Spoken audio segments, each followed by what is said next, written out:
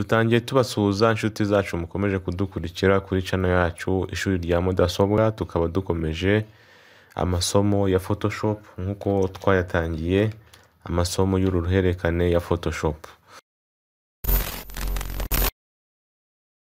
Tukaba rero tugeze ku isomo rya 11 aho tugiye kurebera hamwe uburyo umuntu yakora copy cyangwa se agakora copy paste cyangwa se cut paste muri Photoshop. Ese ibyo bikorwa gute? No kubera iki bikorwa? Impamvu yabyo ni yihe? Byose turabirebera hamwe n'akamaro kabyo muri Photoshop. Nkwibutsa gukora subscribe no gusangiza abavandimwe iyi video ubona ko yagirira akamaro kugira ngo nabo bagire icyo bunguka ku bumenyi bwa mudasobwa cyangwa se bwa Photoshop.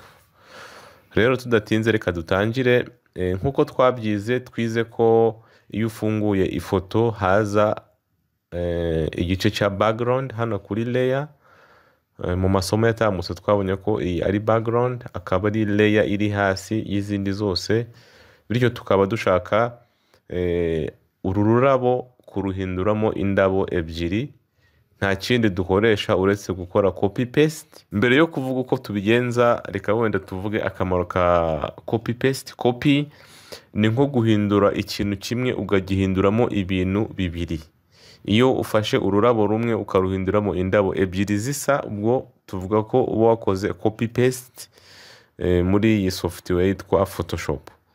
Cyangwa se nk'iyo uri kwandika muri Microsoft Word ugafata ijambo rimwe cyangwa se igika kimwe ukagiselectiona ugakora copy paste, ya magambo uko yaselectionye niko yongera akagaruka uko yarameze. Na hano rero muri Photoshop niko bigenda. Nk'uru rurabo turu selectione cyangwa se tukaruhitamo nkuko twabyize ubushize, tugakanda copy tugakanda na paste, ruza hano rukaba ebyiri. Reka rero tubikore tudatinze nkuko twabyize ukuntu umuntu aselectiona igice cy'ifoto ashaka. Tuza hano nkuko twabyize, tuza hano tugakanda kuri object selection tool. Object selection tool wenda utazi uko ikoreshwa yareba mu masomo yabanje twarigishije bihagije, ndakeka tutayisubiramo kubera twayize. Ahubwo reka tugere ku ngingo dushaka kwiga uyu munsi. Ukandaho gutya, noneho ugaselectiona aho ushaka kugira ngo Photoshop iguhitiremo icyo gice cy'ifoto. Ugategereza gutya, noneho Photoshop igahita imenya ko ushaka guhitamo runo rurabo. Urareba ko rero Photoshop yahisemo runo rurabo. Iyo ihisemo runo rurabo nta kindi dukora. Iyo dushaka guhinduramo indabo ebyiri muri runo rumwe, tuza hano handitse ngo edit hano hejuru, ugakanda edit, ukaza hano ugakanda copy, ukongera ukaza hano kuri edit ugakanda paste. Iyo ukanze paste zita ziba indabo ebyiri, bivuze ngo rwa rurabo rumwe uruhindiyemo indabo ebyiri, ugakanda paste. Ubu iyo tuje hano tukareba tubona ko hano hari layer imwe ya background, ariko hahise haza indi layer ya mbere. Indi layer ya mbere ni rwa rurabo ruri hano. Kugira ngo rero kugira ngo tubibone neza turushyire ku ruhande tubone ko ari ebyiri, kuko iyo ukanze paste rwa rurabo wari wa selection ugashaka kuzigira ebyiri ruhita ruza muri wa mwanya w'ururabo rwa mbere neza aho rwari ruri. Kugira ngo rero urushyire ku ruhande turaza tugakoresha kuri move tool twize nayo mu masomo yatambutse, noneho ugahita uza gutya ukarushyira ku ruhande rwa rurabo. Urareba ko zibaye indabo ebyiri. Twakoze copy paste ziba indabo ebyiri. Iki ni cyo copy paste idufasha gukora muri Photoshop. Ngira ngo mwabonye iyo umuntu agiye kwifotoza amafoto ya passport yo gushyira ku byangombwa, ko baguha igipapuro kiriho amafoto yawe menshi ameze gutya, menshi, amafoto nka 20 cyangwa se 12, kandi bagufotoye ifoto imwe. nta kindi rero bakoresha uretse ko bakoresha copy paste. Ifoto yawe iba ari imwe hano bagufotoye, noneho bakagenda bazikubamo nyinshi zikaba pasiporo nyinshi. Ubwo nabyo wenda tuzabirebera hamwe mu masomo ari imbere, uburyo umuntu yakora pasiporo yo gushyira ku byangombwa. Ikindi nagira ngo tuvugeho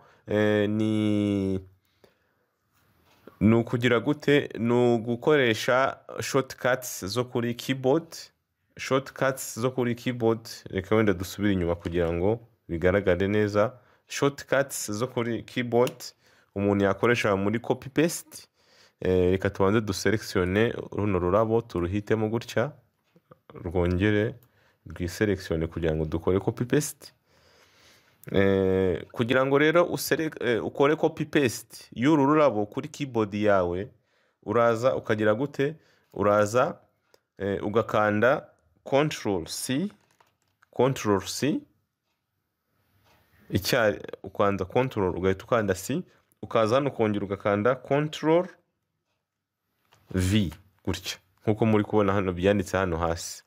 Ubu ngubu rwamaze kwikoramo indabo ebyiri. Tukaza hano rero kuri Move Tool, tugahita none turushyira ku ruhande. Urareba ko ari uburyo bubiri umuntu ashobora gukoresha akora copy paste yo kuri uru rurabo, cyangwa se y'ikintu wa selection, cyangwa se y'ifoto yose. N'ifoto yose dushatse twayikorera copy paste, zikaza ari indabo enye cyangwa se esheshatu, 10 bitewe n'akazi dushaka gukora. Noneho reka twige icyo bita cut paste. Wenda reka dusubire inyuma kugira ngo tubikore neza. Cut paste bivuga ni uguselektiona uru rurabo cyangwa se ikintu ushaka guselektiona, noneho wagishyira ku ruhande aho cyari kiri hagasigaramo umwanya urimo ubusa. Bivuze ngo ni nko kukimura. Ntago umuntu aba ashaka kugikubamo inshuro ebyiri, ahubwo abashaka kukimura mu mwanya wacyo, noneho aho cyari kiri hagasigara ubusa. Reka wenda tubikore turebe.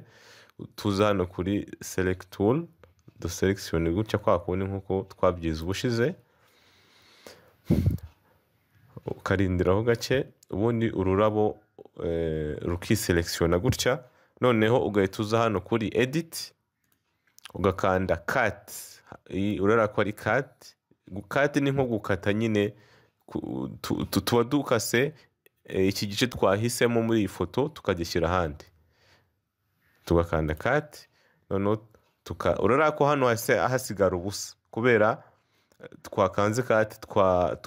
Ni nko guca nk'ifoto ahantu hari ikintu, ubundi ukagicamo, ubundi ukagishyira ahandi. Duhita dukanda edit, dukande paste. Urara ko ururabo ruiseruza hano ku ruhande. Urareba ruiseruza hano ku ruhande. Rwa rurimo hano dukora cut, turucamo, duhita turuzana hano.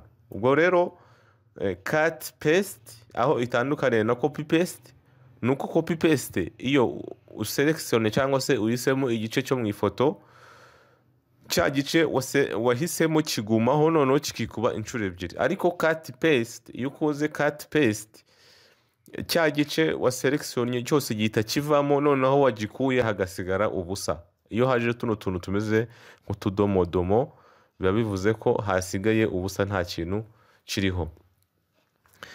Reka dusubire inyuma twige ikindi cyo gushyira guselektiona uru rurabo, noneho tukarushyira mu yindi foto. Reka wenda duselektione kwa kundi twabyize. Iyi copy paste ushobora kuyikora, cyangwa se cut paste ushobora kuyikora uyivana ku ifoto ijyana ku yindi. Hano dufite ifoto iriho ubusa, iyi ngiyi y'umweru. Reka dukande hano kuri copy, ubundi uzana ugakanda kuri copy. Ubwo twamaze gukopiya uru rurabo, tukaza hano noneho dushaka kurupestinga cyangwa se kurushyira, tukaza hano tugahita tuza hano kuri edit, tugahita dukanda iki paste. Urara rwa rurabo ruhise ruza hano, byoroshye ruhise ruza hano. Kubera iki? Kubera twarushize ku yindi foto. Ya foto ngiyi hano twaje turupesitinga hano. Dushobora no kupesitingaho nyinshi. Reka twongere dukande ko edit paste hareta haza urundi. Twongere dukande edit paste hareta haza urundi. Iyo ukanze paste nyinshi haza indabo nyinshi bitewe n'icyo ushaka kuzikoresha. Urareba ko rero bishoboka gukora ifoto yikubyemo inshuro nyinshi bitewe n'akazi ushaka gukora. Akazi rero ka paste akazi ka copy paste ni ugufata ifoto cyangwa se igice cy'ifoto ushaka ukagishyira ahandi hantu ushaka. Bityo rero isomo ry'uyu munsi reka turisoreze hano. Ibyo twize uyu munsi ndumva bihagije. Copy paste na cut paste mubizirikane ndetse mubikoremo n'imyitozo kugira ngo mutabyibagirwa, kuko tuzabikenera mu minsi iri imbere cyane kuko sinyeka ko umuntu ashobora gukora ifoto akayirangiza atifashishije iki gikoresho cya copy paste cyangwa se cut paste. Bityo rero turabifuriza amahoro y'Imana ko yabana namwe ibihe byose. Naho ubutaha mu isomo rya 12. Bye.